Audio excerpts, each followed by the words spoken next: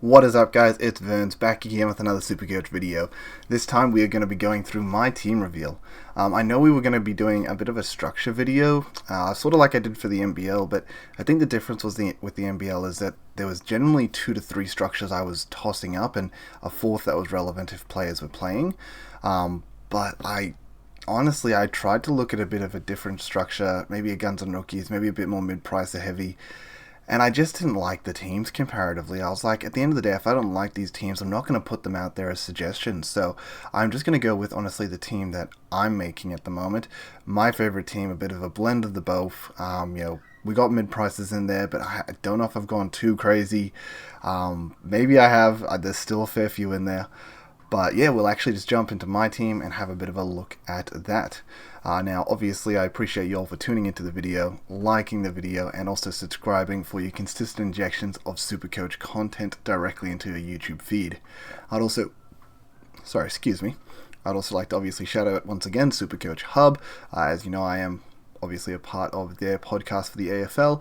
I will be putting their Discord description down below, so feel free to jump in there, ask advice that way through our advice chats and just season talk, and also feel free to just participate in our consensus team, put your vote in for the players you want to be a part of that. Now finally, I guess we do have league codes, so I know people have asked for them previously, so there's going to be a little hint for you. There is a previous video that in the comments does actually have someone asking for a league code, and I have supplied a league code there. It will be specifically an AFL video, so feel free to go back through those and see if you can find the comments and find the code in there to join one of my Vern's YouTube leagues. So best of luck to you getting it there. There's, I think, 3 more spots available in that one, and congratulations to all those that actually read the comments and got in pretty quickly on that.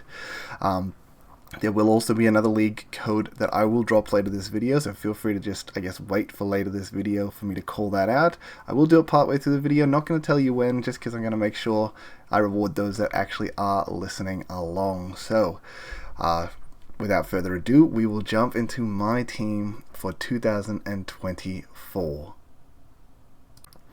Okay guys, so jumping into the team I will be selecting, just going to bring it up on the side here so that I make sure I follow along correctly. So we're going to start off obviously in defense, and I think number one defender that I sort of called that in my defender video that I really like is going to be Tom Stewart. Not only does he have a huge ceiling, to a degree he is undervalued for what he can do. Yes, his practice game was a little bit subpar, but he was honestly in cruise control, and I still think he's going to be an absolutely stellar pick.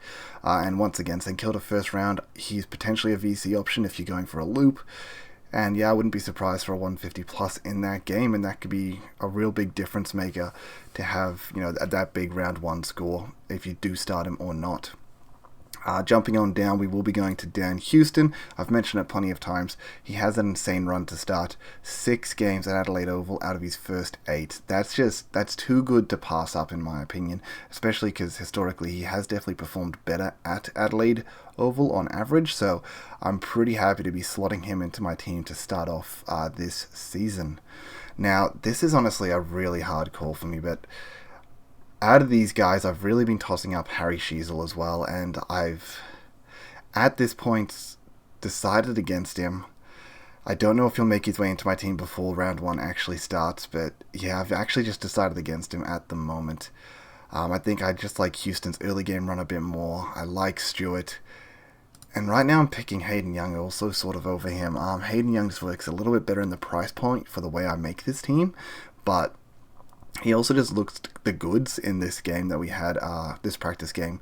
Obviously, he kicked 2 goals, 3, so that would have really inflated his score, but I do think he's still going to be a really good option, and I think even if maybe he has a few down games here and there, it is his first season into it, his first time getting the run. I do just think he honestly could be as good as Sheezel, but at a bit of a cheaper price, so I'm going to lock in Hayden Young for my third, premium here.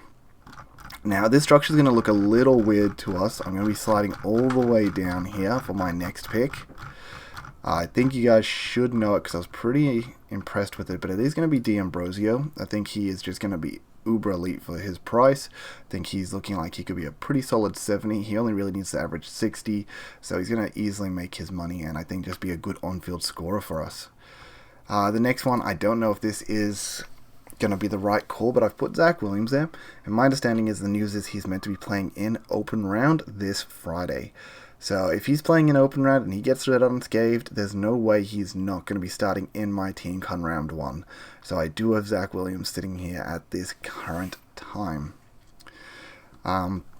Going on down, the next one I have here is Jace Burgoyne. Obviously, I mentioned that I really liked his role and what he was doing in this Port Adelaide game.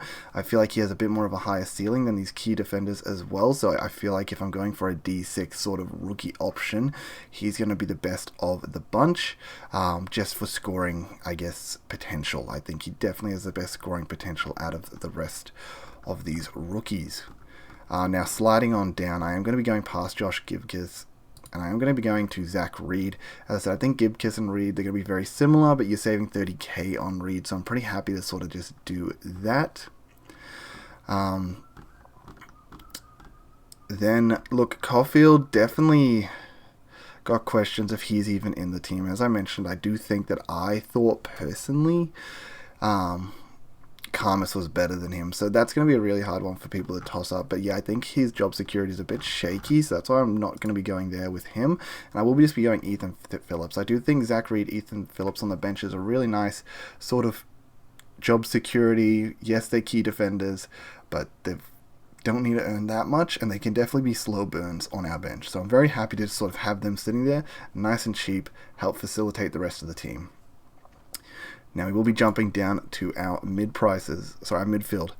Now, y'all probably aren't going to like what I'm doing here, but look, first of all, we're going to start with Bont. You all know how I feel about Bont. You all know that, as I mentioned, reference DR's video about why Bont is actually a great pick. He sort of showed it in this weekend as well. He was in, honestly, cruise control, and he still got a 130 plus. Like, he's going to be so reliable and just, I think, so easy to just put the C on.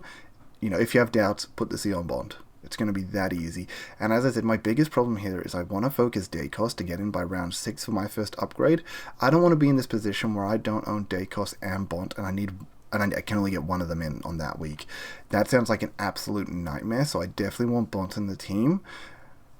And it's been really hard tossing up if I should be going him or not, because saving that bit of cash has been very nice for facilitating other parts of the team. But I don't think I can go without him with the logic that I need Dacos. I don't want to be getting burnt by Bont as well. So we will be going to Tom Liberatore number 2, and I think that's what's going to catch people off guard. They're going to see that and be like, what, Vern? Double dogs? That's right, double dog dare me to start these boys. I think Libba is... I don't know, I'm so impressed with Libba. Like, I owned him last season. He was a gun for me. So many people didn't get on him, and he just ended up being one of the best midfielders and really just performed way above. He's obviously got that 116 average from last season, which is unders, considering that 20 he got knocked out on. He's a 120 player. He showed it in this practice game. He is still going to be the heart and soul of their midfield, even with Sanders coming through. Even, I think him and Bont, they're going to be the two midfielders that just lock it down. Bevo aren't going to move. He's not going to move them. He's going to be flicking the magnets with everyone else but those two. So I think Libba's going to have the same role at the end of the day. He's good enough to be putting out 120. And I just love what Libba does. So I'm very happy to throw Libba in to my team. And as I feel like he's honestly undervalued for what he can do. If he was getting close to that 120 mark, he would be a good 30k more expensive. So getting him a bit cheaper. And I just love Libba. I really do love Libba. Number 3 is going to be Zach Butters. Now, look, I know he rolled his ankle and we didn't get to see him in this practice game, but my understanding is that it wasn't very severe, but they just didn't want to risk him. He did have a bit of an ankle tweak apparently earlier in the preseason, so that is a big worry there. But, I mean, the potential of this kid, honestly, he could be pushing towards the 120 mark as well. Someone that's easily 40k underpriced for what he can do. He's the next gen midfielder, and look, they got West Coast round 1. The idea of not having Zach Butters into West Coast, I don't want to be on the wrong side of that. So Butters is in my team. Now next, this is where it's going to get a little bit spicy for people, just in the amount of mid prices I go for. As you know, I like Took, I like Steele. They're being big considerations, but saving that bit of money and going just down to Nick Martin, Matt Crouch, Carl Amon makes me feel a lot better. I think also going the 3 premiums in defense does facilitate a bit better towards these midfielders who are going to get defensive DPP and can be flicked back there later on. So I'm very happy to go Nick Martin. He's got the Seagull role, Carl Amon doing what he did at the end of last season, and Matt Crouch just looking absolutely elite for his price. Looking like he's a 110 player, priced at 88. Like, that's just insane value. Worst case scenario, you have to flip him on his like first buy, round 15, whatever that is. Best case scenario, he ends up being a keeper. He's good enough to push that top M10, and then you just put him down at the M8 mark. Maybe you can flick him in and out with 23rd, 24th premiums if you've got enough of them.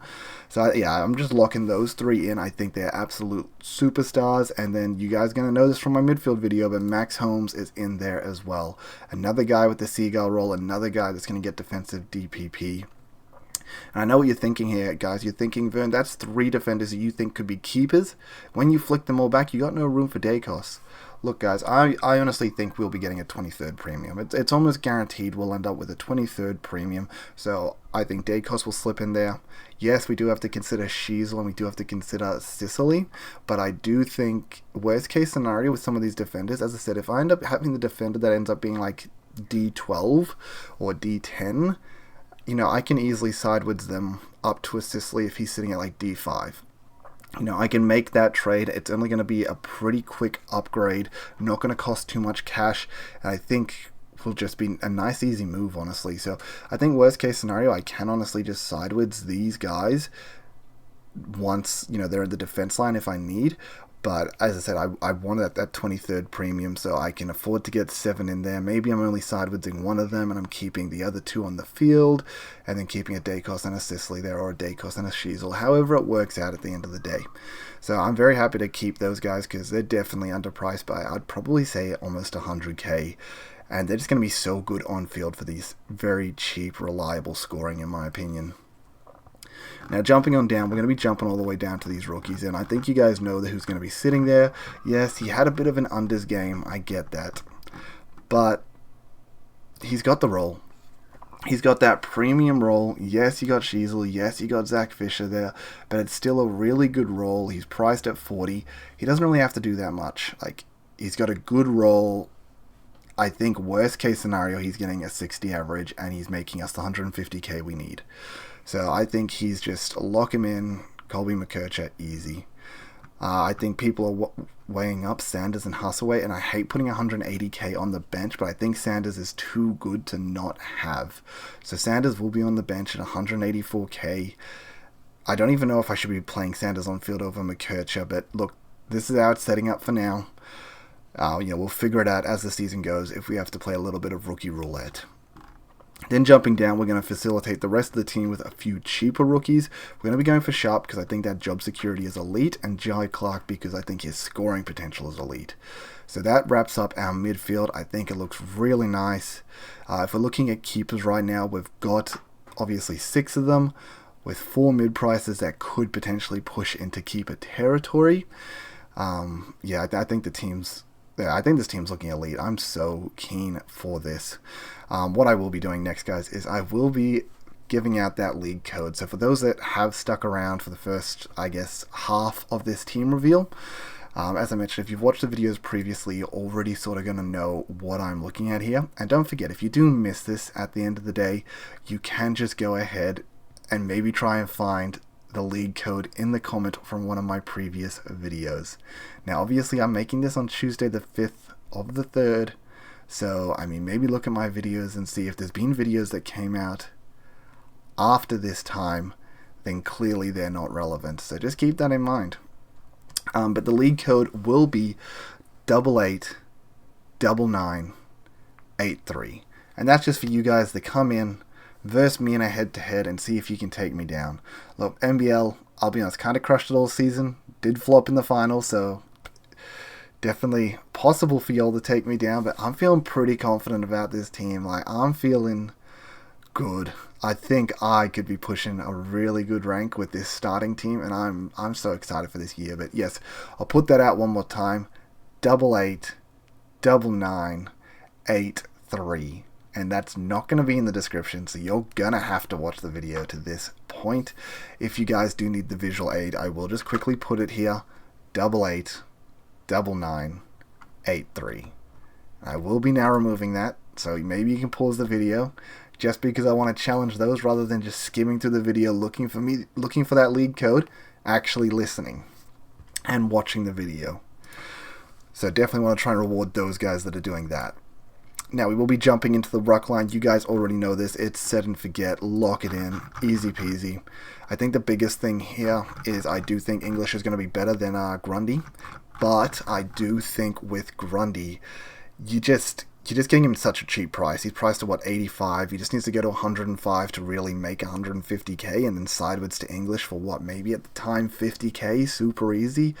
Like, that just seems so elite price-wise. Like, it's... And then that's, like, I think his worst-case scenario. Best-case scenario, he maybe pushes back to this 110, 115, and he ends up around this, R3, maybe R4 spot. And maybe he could be considered a keeper, depending on how your season's going, or maybe you just flick him up to a Tim English, make it nice and easy. As I mentioned, 50k up. No problem there. So yeah, I think this is just a very cheap ruck line. It helps facilitate the cash elsewhere for the rest of this team. And as you can see, we're looking pretty expensive elsewhere. And we all know what's going on in the forward line. We have no good premiums. We're not picking any of them. So we're picking a bunch of, in my opinion, good quality rookies. Maybe that could push for premium status. Worst case scenario, they're going to be making a ton of cash. And first one we're going to put in there is Zach Fisher. Look, I really want O'Halloran. I really, really did, but had a bit of a think about it, and I was like, Zach Fisher, he has a much, much better role. And he's got that premium role in the north side. It seems like it's going to be very easy for him to honestly just get to that premium forward status. Like, I think that he could just be premium forward. And at the end of the day, O'Halloran isn't like the cleanest bill of health either. Like, he's had a lot of issues in the past too. So it's not like I'm going from O'Halloran to Fisher and being like, oh yeah, much more injury prone. No, they're both pretty injury prone. It's honestly just a bit of a role difference. Saying that if O'Halloran comes out and smashes against the Pies, maybe I'll be tempted to also try and facilitate cash to get him in. But yeah, right now it's just going to be Fisher. Unfortunately, we're going to scroll past O'Halloran. And we're going to be going to, I think, probably one of the most owned players in Supercoach. At least he should be, at least for our serious Supercoaches. 47%. James Jordan looks elite. He's going to have that midfield time. Yeah, I've talked about it in my midfield video. He's going to be great. So lock him into your side. Next one, Jack Billings. This will be talked about obviously in the forward video, but someone else that's just, I think, going to be elite. Someone that's had previous premium level scoring. And I just think it's going to be an absolute steal. 26% feels very unders for what I think he'll be doing. Now, next part of this team. Oh, man. You guys are going to hate me for this, but right now I'm skipping on Hardly Reed. And I don't know if I should be, but I just am. I just don't really have the cash to be bringing him in. And there's just so many good options that I don't know if he's 100% necessary. Maybe I could switch McKercher for Reed, but I don't know if that's better. I think McKercher has a better role, so I feel better about him than Reed. I feel better about Sanders than Reed. I feel better about most players than Reed. I don't know. Not a fan of, I think... I would like Reed, and it feels very scary going against him, but right now I am. We got Lazaro in there. As I mentioned, I wasn't that impressed by Lazaro, and this kind of seems weird for me to be like, oh, I'm not that impressed by Lazaro, but I'm not that impressed by him. He's priced at 36. And he's still getting like 66 points. So like, if I'm not impressed by him, I don't even think he's playing well, and he's getting 60 points. That's a steal. Like, what happens when I start thinking he's playing well and he starts pushing towards these 70, 80s? I mean, the question is, maybe he just doesn't start playing well. Maybe he's just not a good footballer, but I don't know, everyone's really hype about him. Everyone thinks he was really good. So, I mean, I don't know how they feel about this most recent game. I need to talk, as mentioned, to Scobes about that, Joshy about that, what they think. Thought he was underwhelming and still put out a good score. So for now, I've put him in the team because if you can be underwhelming and put out a good score, then I think that says a lot. Next one down here. So look, we're going to be putting them in just, I guess, order of who's on the actual team. So we're going to be putting Sexton on the team, and I think Sexton looks like he's going to be a premium for us. Got that elite defensive role. Wilson really good in his game. Potentially someone that he's definitely got lockdown job security. I think he's elite for the game style. You would have seen him in the forward video, but you know what I think? I think he's great. And I've got Lohman and Dempsey, who I think are maybe a bit more iffy in their roles, a little bit more iffy in their job security, but I think they're going to be, honestly, locks. Like, I don't know, they definitely look like they have the scoring potential. As I mentioned, DR really hyped up Lohman. He was kind of in the forward line, kind of in the back line, wasn't too sure.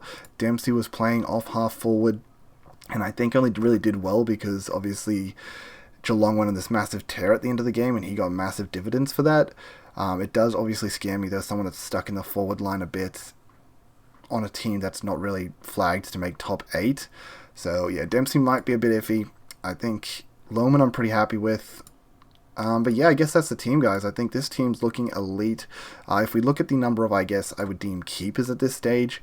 Sorry, I'm going to try and get this balance. Yes, we got it. 3 keepers here, 3 in the midfield, 2 in the ruck line. So maybe only 8 keepers, debatably. But these guys, they're not just mid-prices. They're very elevated mid-prices, almost to that, like, fallen premium sort of territory. So, I mean, if we're adding them in, maybe we're pushing closer to towards 12 potentially if these guys end up with a keeper status.